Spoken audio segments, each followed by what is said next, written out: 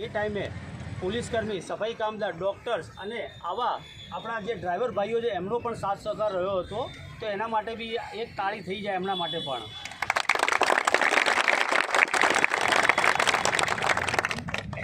વધુમાં તો અમે આ 6 દિવસની હડતાલ પરથી બેઠા છીએ, પણ અમે એવી આશા રાખીએ છીએ કે આ સરકારમાંથી 6 દિવસથી હજુ અમારા કોઈ આગેવાનને કોઈ સરકારે બોલાવ્યા નથી કે કોઈ કંપનીના માણસોએ અમારો કોન્ટેક્ટ કર્યો નથી. અમારા સામેથી કોન્ટેક્ટ કરવા પડે છે.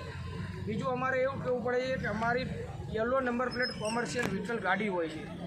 હવે આજના જમાનામાં તો આ કંપનીઓએ પોતાની વેન્ડરશીપો આપી દીધી અને વેન્ડરો પોતાની રીતથી 15,000 રૂપિયા લઈને વ્હાઇટ નંબર પ્લેટની ગાડીઓ ફેવરે છે અને એ 15,000માં આજે કોઈ પણ ઓફિસ લેવલનો કર્મચારી હશે 6 કલાક 8 કલાકની નોકરી કર્યા પછી 2-4 કલાકની ઓલા ઉબેરમાં ગાડી ફેવરી 1000 રૂપિયા લઈને જતો રહે છે. તો પછી જો તમારે વ્હાઇટ નંબર પ્લેટની ગાડીઓ અટેચ કરવી હોય તો અમને કહી દો, તો અમે પણ વ્હાઇટ નંબર પ્લેટની ગાડીઓ લાવી દઈએ. 25,000 35,000 ઇન્સ્યોરન્સ અમને બી નહીં પહોંચાતા. બરોબર, બહુ સાચી વાત છે. એમની જે માંગ છે એ બિલકુલ સાચી છે. તો એ સરકાર અપીલ કરી રહ્યા છે એમને સાથ સહકાર પૂરો આપે એવું એમનું કહેવું છે.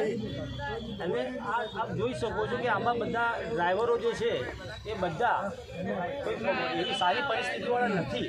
તો તમે ડ્રાઈવરો માટે શું કહેશો, જે નાના વર્ગના માણસો એના માટે?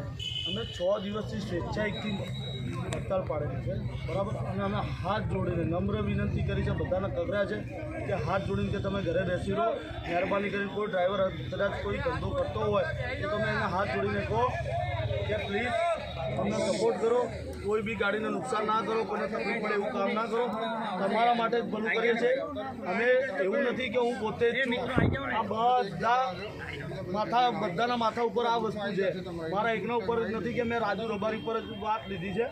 બધાના ડ્રાઈવરોના માથા ઉપર આ વાત છે અને આ બધા ડ્રાઈવરોની તકલીફ છે, મારા આ એકની તકલીફ નથી. બહુ સાચી વાત છે. Manish Prajapati, star news Gujarati live પર જોતા રહો. નમસ્કાર, ધન્યવાદ.